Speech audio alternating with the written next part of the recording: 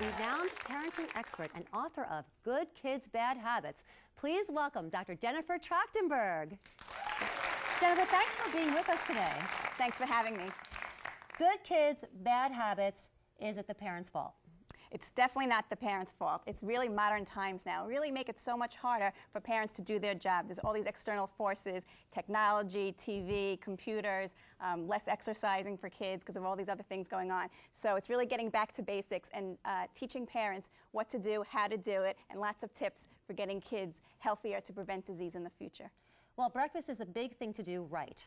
And we have all these box cereals that are sugar, chocolate, marshmallows, you name it. So what do you say to that? How do we get our kids to eat something healthy in the morning? Right. Well, first of all, planning ahead and having lots of time. So try to get your kids up early enough to have breakfast What's your at next home. suggestion? We have no time. Well, prepare. You know, you can have things out on the table already. Set the table the night before. Cut up fruit and things and have them ready that you can take right out of the refrigerator because kids definitely like foods that are cut up right away.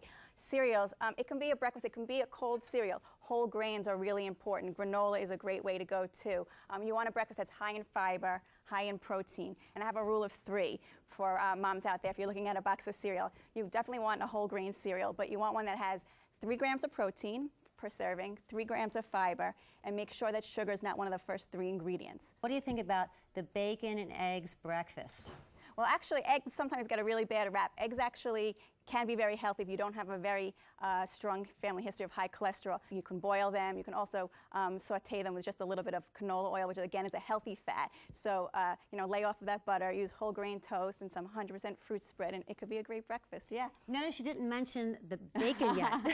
I did so leave off the bacon. In moderation, perhaps. Everything in moderation, yes. On a weekend, if you know, it's a special occasion, yes, but not on a daily basis. We know that those habits continue into your adult years and have a huge impact on your health. So we can decrease type 2 diabetes and heart disease and obesity by really watching what our children are eating from now on. So what do you say to moms who are trying to get their kids to eat this stuff, but their kids are just picky? Well, I have a little one too, and actually I think the pickiest age is those little ones, those 2, 3, 4-year-olds.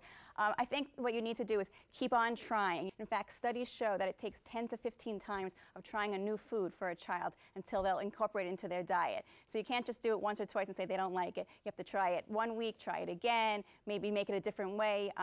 Sometimes, you know, crunchy things, kids like crunchy things, so if you cut them up, dips are a great way with kids too. Yeah, it's great.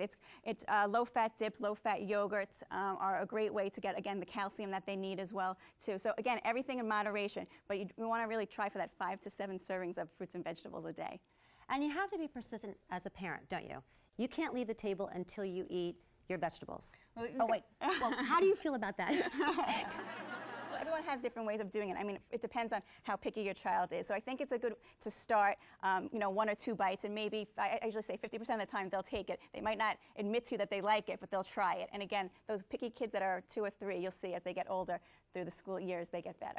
You have the Real Age Guide to Healthy Kids. Explain that to me. Right. Well, in my book, Good Kids, Bad Habits, parents can take the Real Age Healthy Kids test. And it's an assessment of your child's health habits now, not just nutrition, but sleep and safety, their self-esteem, to see really what areas you need to work on. But what you can also get out of this test is we can predict what your child's real age will be when they're an adult. And your real age is your body's biological age. It's the age that it is based on how well you take care of it. So it's not the age on your license, but it's your biological age. So if you're 40 and you're doing really well, and you're continuing to do all these habits, your body can be more like 35.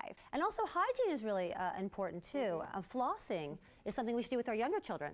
Yes, this is sort of, you know, I always speak to my parents in my office basically about brushing your teeth and how important that is. And parents are really good about, you know, in the morning and at night brushing a child's teeth. But actually adding flossing to that routine improves the oral hygiene in your mouth. And there's a strong correlation between good oral hygiene and good heart health. In fact, they think that maybe it decreases the amount of bacteria that goes through your bloodstream and it can cause artery clogging. So important to start flossing. And really when kids are little, age 3 or 4, I know that sounds hard to some people, but there are these new like flosses here that you can see. Yeah, these are pre-threaded flossers. They come in all fun colors for kids. It's easy for them to manipulate and to hold. Start at age 3 and 4 and make it part of their nighttime and morning brushing routine. And healthy habits lead to a long and healthy adult life. Correct, and that's really what you want as a parent, for your kids to have a long and healthy, happy life. Absolutely. Dr. Trachtenber, thank you so much for being with us today. Well, thank you for having me. Everyone in our audience is going to get a copy of Dr. Trachtenberg's book called Good Kids, Bad Habits, The Real Age Guide to Raising Healthy Kids. You can get more parenting tips and information on our website from momsonthemove.com. There's more to come, so stick with us because we're raising healthy kids. We are Moms on the Move!